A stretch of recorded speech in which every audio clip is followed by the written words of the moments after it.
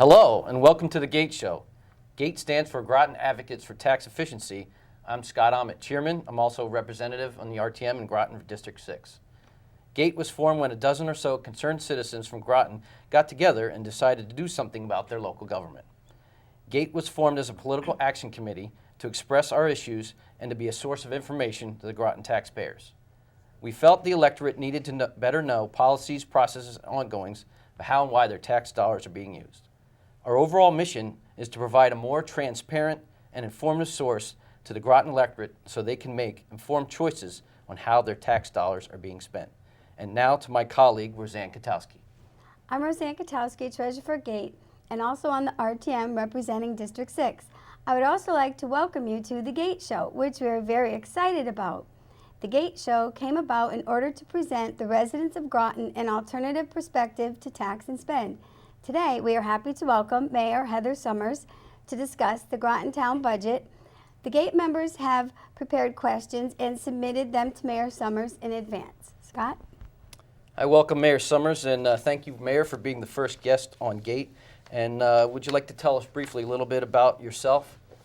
Sure. Well, thank you for having me. It's exciting that we have citizens that are this interested in our taxes in the town, and it's great that you can get the information out to the general public.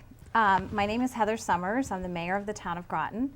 I previously served on the council from 2003 to 2009 as town councilor, where I headed up the Economic Development Committee, the Finance Committee, and the Public Health Committee. For a career, I started a small business 16 years ago. It's a medical device company. We manufacture a medical specialty product, which is worldwide patented. We just recently sold it in July, and now I do all the international business for the company that purchased our company. So that's my background. Interesting. Nice, thank you. Now for the first question, Mayor, could you please explain briefly the Town of Groton budget process and the council's role on that process? Sure. Groton has a very complex budget process if you compare it to other towns. I'll try to summarize the budget process, but around this time, or actually probably in November, the council, which is 9 people that have been elected to the town council, can provide the town manager, who is basically the CEO of the town, direction on how to come up with a budget for the coming year. Now, they don't have to provide direction, but they can. They can say, come in at 10% below last year, or look at particular services you'd like to cut. So the council provides guidance to the town manager. He receives input from his different department heads, and by March 15th, the town manager, by charter, has to have a budget to the council.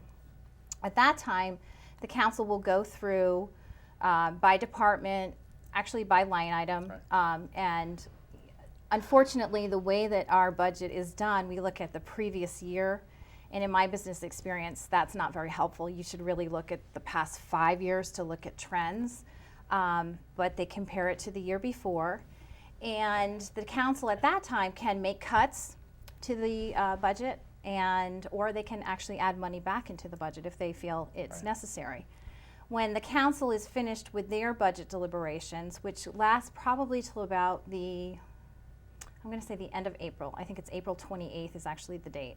Then the council's budget goes to the RTM, which is where you all are. Right. We're familiar with that. The RTM is actually the fiduciary arm of our government. The council is the policy setting side. So when you look at a budget, the council might be more inclined to say something like, well, as the council, we would like to have the policy that we support senior services, I'm just going to make something up, 24 hours a day at the senior center. And that might be the policy. And then we would have to establish the funding for that policy. The RTM's role in our budget is really the fiduciary arm. They're the checks and balances. They're the ones who say, we can't afford it, we can afford it.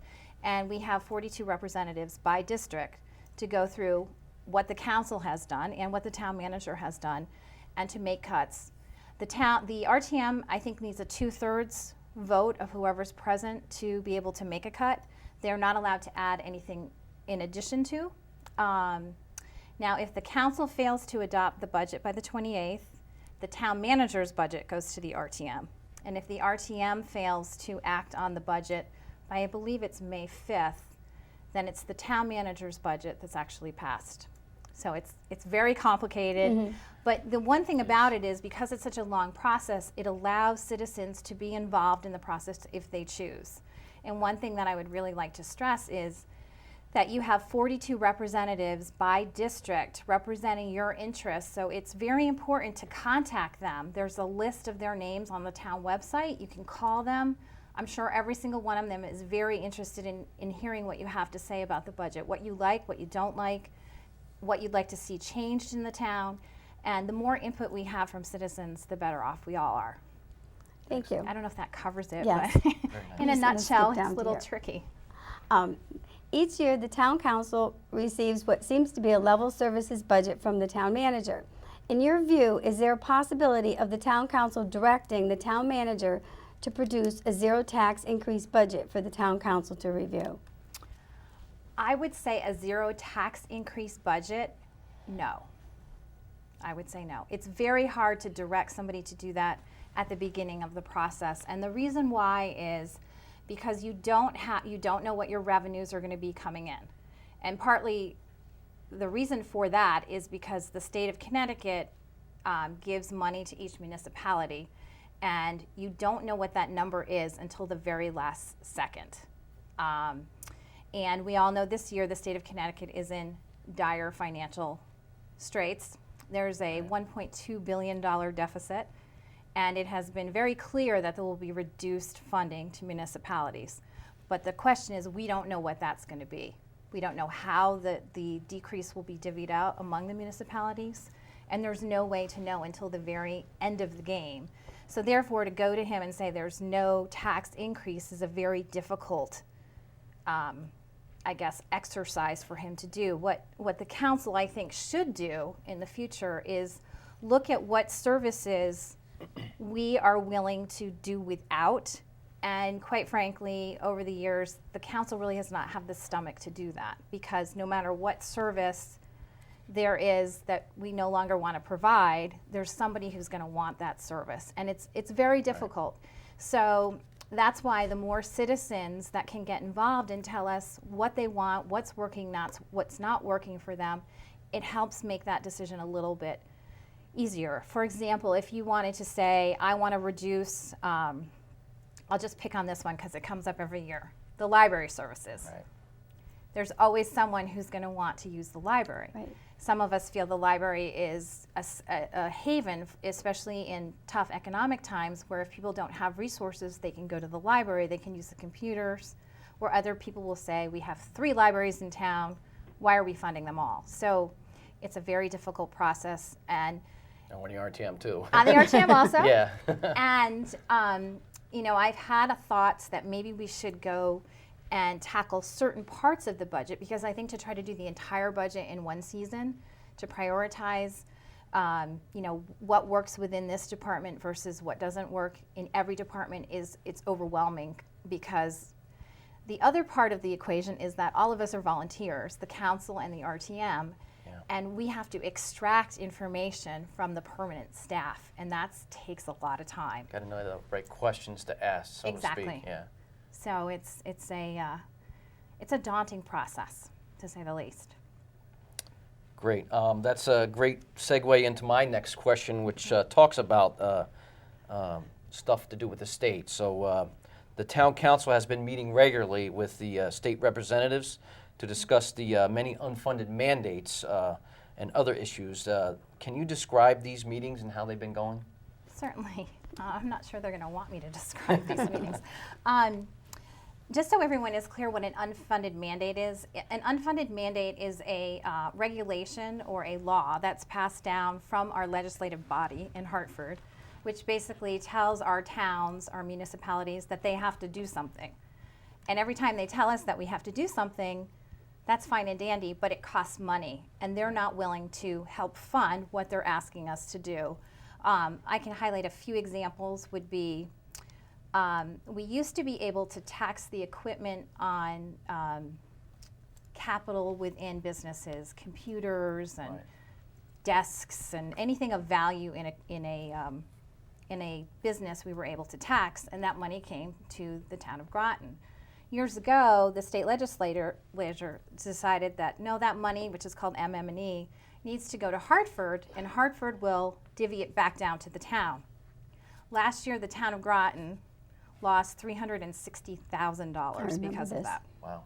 Yeah. And our state legislatures have not, in my opinion, this is only my opinion, been a strong force for us. Oh, it's unfortunate. We have repeatedly said, do not vote for unfunded mandates. And repeatedly, they vote for unfunded mandates. Wow. And we have the conversation, and I personally feel like it falls on deaf ears. Because they say, yeah, okay, yeah, Interesting. I know, but another unfunded mandate that this town has just recently experienced would be the whole racial diversity issue with the Board of Education. Right. The forced redistricting in our town will cost over $400,000 this year. And this is just so... And that'll be per year for the busing, is that correct? No, this is $400,000 to do the redistricting, Just to do it. Wow. to figure it all out. And will cost, yes, and busing is part of that. But an extra $400,000 to the town, to the taxpayers, just because we have some schools that are more racially imbalanced than others. That is something that we asked our state legislature to look at. I will say Ted McCousher is interested in pursuing that. He, at the time we met with him, he did not have a bill created or any co-sponsors, but he at least was willing to look at that. So I have to give Ted some kudos for that. Thank you. Very But good. there's many, many unfunded mandates, and we could go through a laundry list of them, but just so everyone can understand what they are, they're requirements that the state puts on municipalities but does not fund us in any Right. way to pay for them. Excellent. Today there was an article in the paper about the 6 closed down schools. What can be done to make sure that these properties are sold for development and kept on the tax rolls? You know, somebody asked me about that today. I don't get the paper, so I didn't read that. But I can go. We can go through the schools. I'll tell you that. Let's see here. Groton Heights, for example, in the city, we are waiting. The town council actually would love to do that, but we're waiting for a zoning change by the city of Groton. And until we get the zoning change, we can't really put that on the market to be sold. The town council has gone through that building. It's actually a beautiful old building, and it has, you can see that it would have many great reuses. Yeah. So that's one that we're actively working on. William Seeley is a school that the council actually is going to be looking at writing a letter saying that this is a piece of property that we would consider getting rid of should a commercial piece of property that's right along it that needs it to Nice. for development, they need to go together because they need the size. So we're looking at that, and there is interest in that property. Noank School, the fire district of Noank is looking at that piece of property. I'm not sure what's going to come of that. They're going to come back to the council with a plan. We've been reading about their plan in the paper. Right. They have not come back to us yet. So we'll see what happens with that. I'm trying to think of what other schools there were on that list. It's Colonel middle school. Ledyard. Colonel Ledyard, the city actually has a lease on that particular building, and they've bonded, I think, close to $2 million to upgrade that for Wow. use in the city. So we are actively trying to dispose of unused buildings. There's nothing worse than unused buildings sitting around. At Fitch Middle School, some of the schools that we think of or we look out and we see that they're not being used, they have not been turned over to the town. The Board of Right. Education will hold all of these buildings, and until they turn them over to the town council, we're not allowed to do anything with them. That's interesting. I charter. don't know if people realize that. Right, so Yeah. if there's an empty school, but the town council doesn't have jurisdiction over it, we can't do anything Right. to it. Excellent. My next question, Mayor. We've all heard about concerns regarding Pfizer downsizing, Electric Boat moving, parts of its operation in London. Is there any information that you can share with us that would ease these concerns? Well, I can tell you that I just went to a legislative breakfast for Electric Boat in the past week and a half, and the news was nothing but positive. They are looking to hire close to 500 engineers over the next few years. They have meaning Electric Boat? Electric Boat, Electric yes, Boat. I'm sorry. They have a whole plan for their submarine, different configurations and somebody probably knows a lot more about this than me, but the new designs, and it was all very, very positive. They were excited. The year before I went, it wasn't as positive. They were very complimentary of Joe Courtney, who's done a fantastic job for Electric Boat. And they had nothing but wonderful things to say. One of the interesting things they said was the 500 engineers will be a lot different in the age demographic than what they have working there. As their workforce is getting older and retiring, they're bringing a lot more younger people to the area, which we think is great. Yeah. So we were very excited to hear that. And they had long-term plans of hiring close to 500 engineers on a yearly basis until I think it's like 2027. Wow. They'll have some lulls, but for the most part, it was all very positive, which I think is great for our region. As far as the Pfizer property, I can reiterate that we have heard through the governor's office, and the governor has had a meeting with the president of Pfizer in New York, that Pfizer at this time plans to keep their facility at the same footprint that it is now, which I believe is about 3,700 people. The market for pharmaceuticals and for medical devices has changed.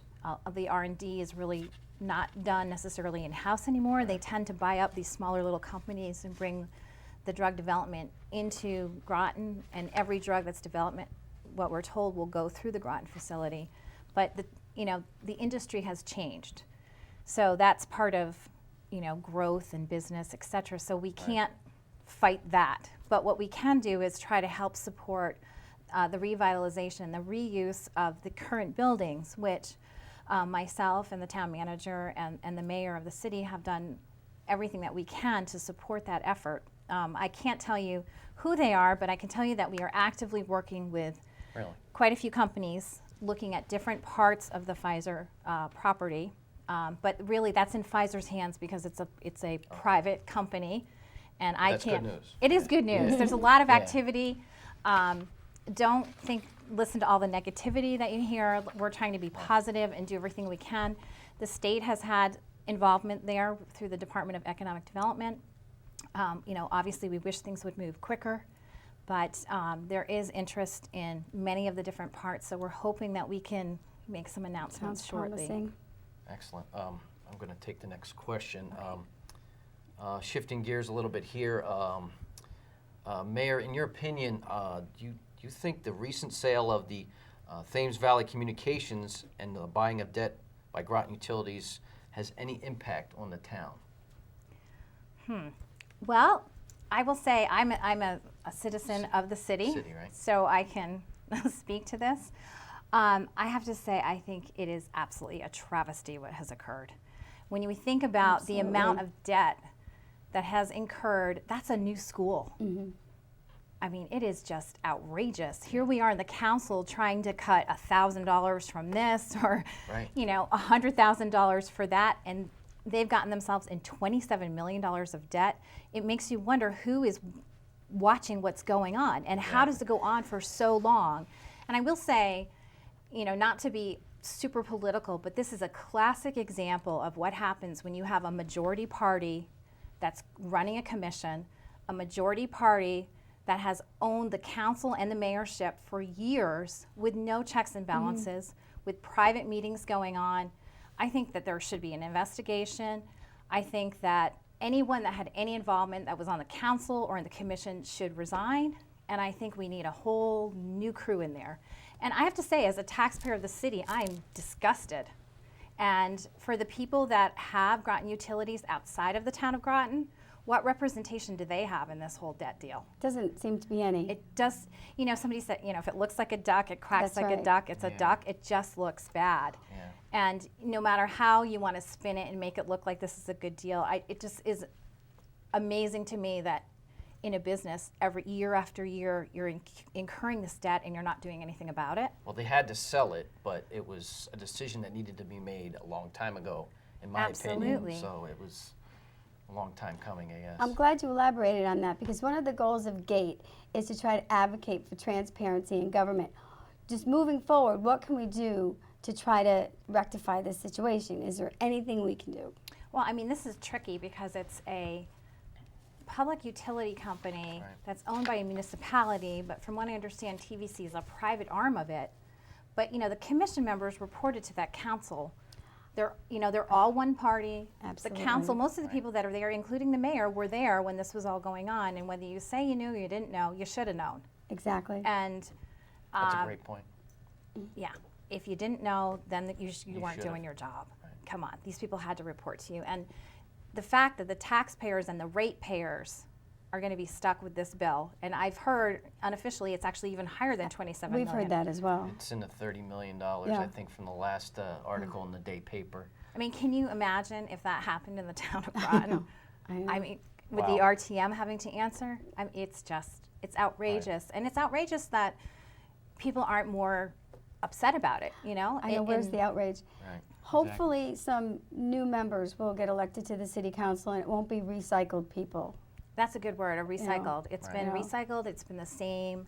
And that's why it's really important. That's one of the great things about the RTM and the council, that it's very mixed. And I think when you get one party in control, and we have that in our state legislature, it's been Absolutely. controlled democratically for 50 years, and look at the mess that we have. Right. Having diversity within political parties is a good thing. It really is. So, Thank you. I think you have the next Okay. question. Oh, the current budget process, back to the budget, okay. presents and values each line item, as you suggested, with the same level of importance and priority. Do you think that the town council in 2014 or the future will consider priority-based budgeting in order to control spending? I think that the council will absolutely consider that. I think this year it's going to be not as easy to do as it will be in the future years. I think that that's a difficult exercise to get the staff to do. So I think what we need to do is, I know that the town council this year is looking at 2 departments, to try to do that within 2 departments, Good. and to give specific direction in these 2 departments, which we feel are areas that over the years have either become larger than they need to be, or that need attention. So rather than try to tackle the entire area of the budget, we're going to focus on 2 departments, I think. That's the consensus. We haven't Good. actually really gone into the budget process of yet. But It's good. Take one step at a time, right? Right. yeah, and we feel like if you take some small, precise steps, you can help really make a difference. Rather than, if you look at the entire budget, it gets a bit overwhelming and people get Absolutely. bogged down and worn out. So if we can target 2 areas, that's what we're trying to do this year. That's a really good idea. I like that a lot.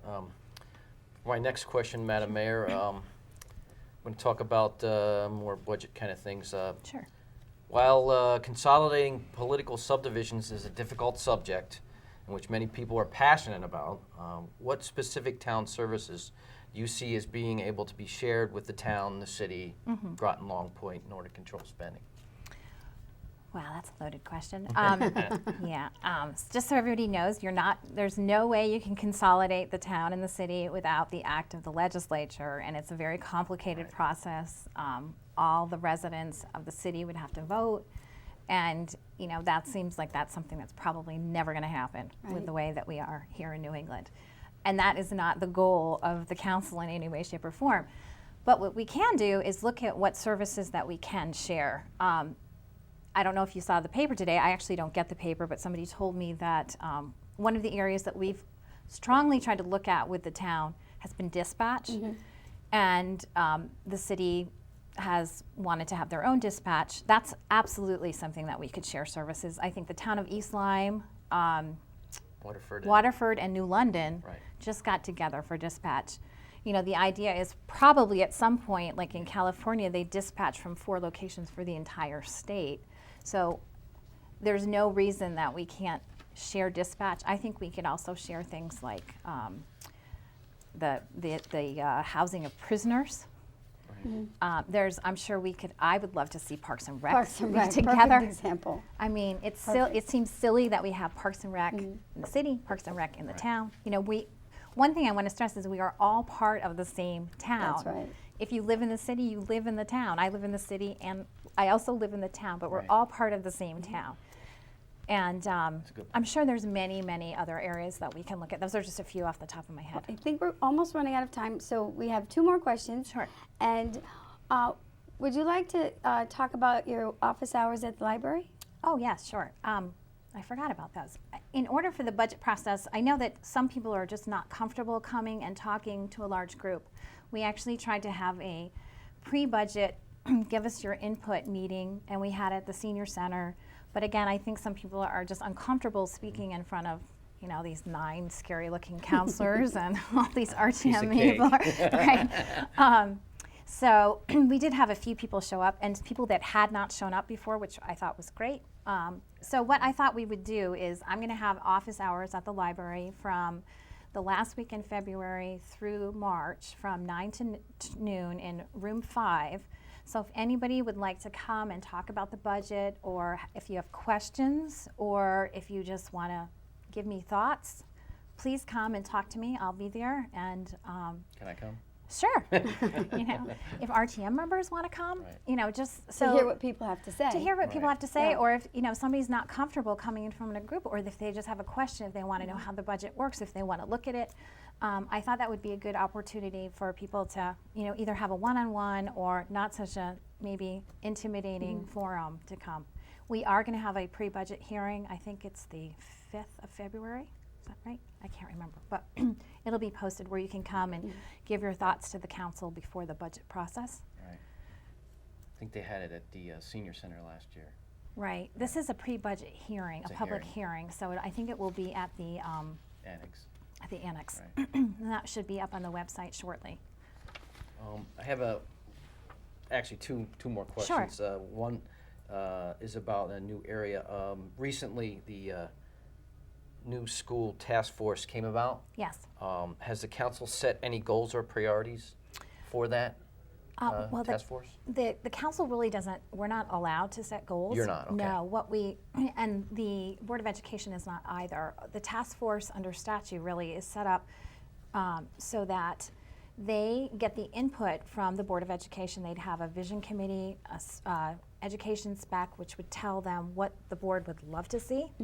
And the reason that we have a facilitator is to kind of rein that in as to what we can afford. Right. They'll have all the background now that we have the redistricting Right. and what it looks like going forward. And then it's really the citizens, the facilitator, the people that are on that committee to craft an idea for us to bring it forward. Thank The you. council at that point can say, no, we're not bringing it forward, or yes, we can, but it's really the people on that committee. That committee is 19 individuals.